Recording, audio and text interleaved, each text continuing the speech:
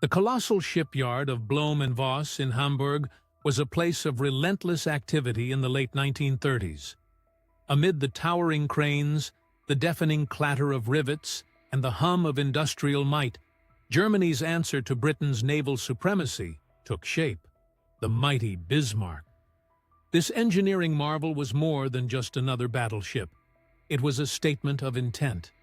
Designed to be the most formidable warship of its time, Bismarck was envisioned as an indestructible behemoth, capable of dominating the seas, shrugging off the heaviest naval artillery, and moving with a speed that defied its immense size.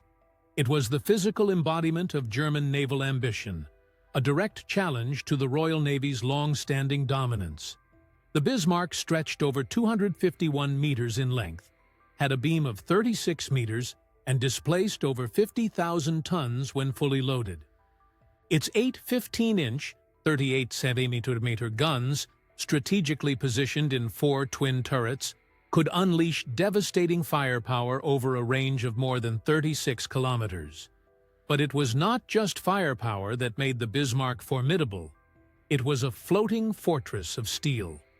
The ship's armor belt was an impenetrable wall of 320 mm thick steel, while its reinforced deck and citadel provided unparalleled protection against both high-explosive and armor-piercing shells.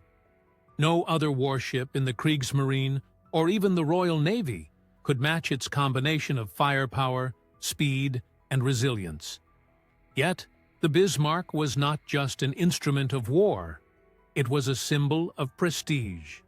The pride of the Kriegsmarine, it was christened in 1939, with Adolf Hitler himself attending its commissioning ceremony. The Führer saw in Bismarck a representation of German engineering superiority and military prowess. But while the ship stood as a monument to ambition, it was also a harbinger of conflict. Its mere existence threatened the strategic balance of naval power in Europe.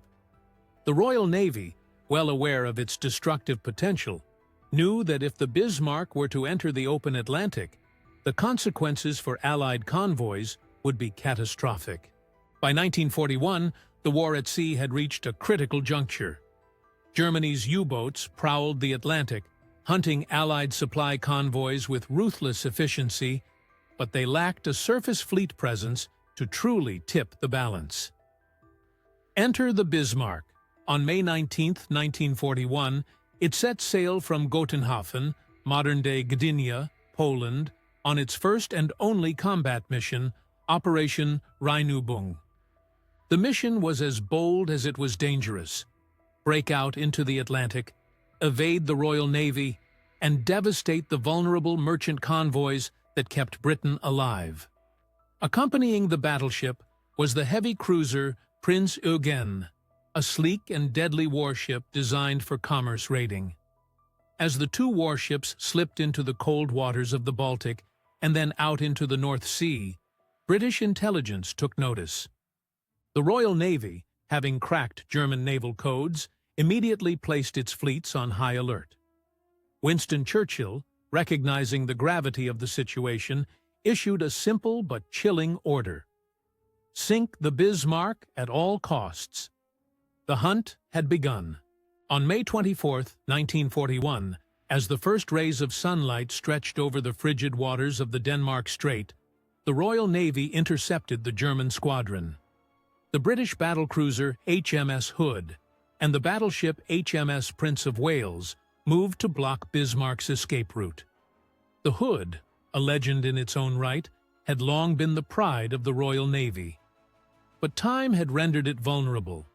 Its armor was inadequate against modern battleship firepower. The battle erupted in a deafening exchange of shells. Bismarck's massive guns roared, and within minutes, a catastrophic explosion tore through Hood's hull. The mighty battlecruiser split in two and disappeared beneath the waves in less than 3 minutes. Of the 1,118 men aboard, only 3 survived. It was a devastating blow to British naval prestige. But Bismarck did not emerge unscathed.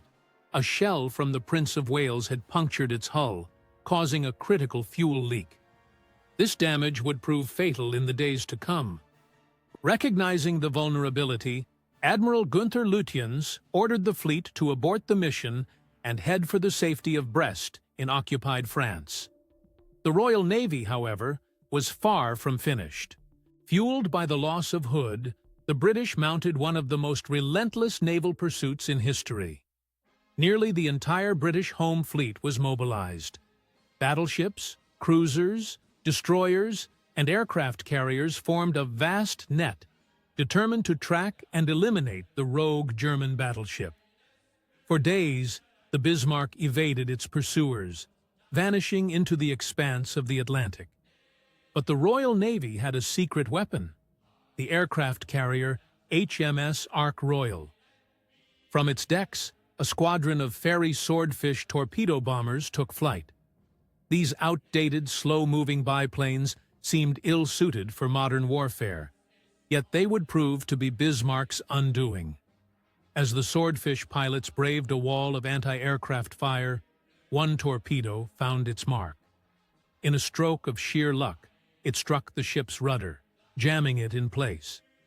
The Bismarck, once a predator, was now prey, locked in a helpless circular course.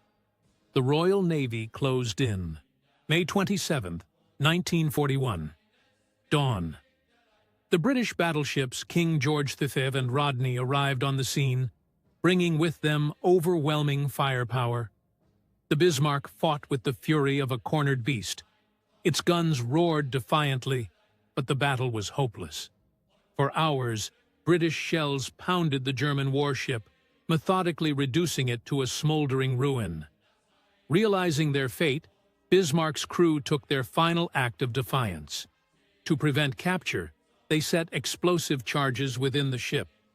At approximately 10:40 a.m., the once mighty battleship slipped beneath the waves, disappearing into the abyss of the Atlantic.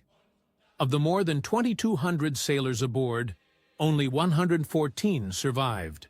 Though its operational life was brief, the Bismarck left an indelible mark on naval history. It signaled the twilight of the battleship era, proving that even the mightiest warships were vulnerable to air power. The battle also reinforced the importance of intelligence and coordination in modern warfare. Today, the wreck of the Bismarck lies nearly 15,000 feet below the surface, a ghostly relic of a bygone age.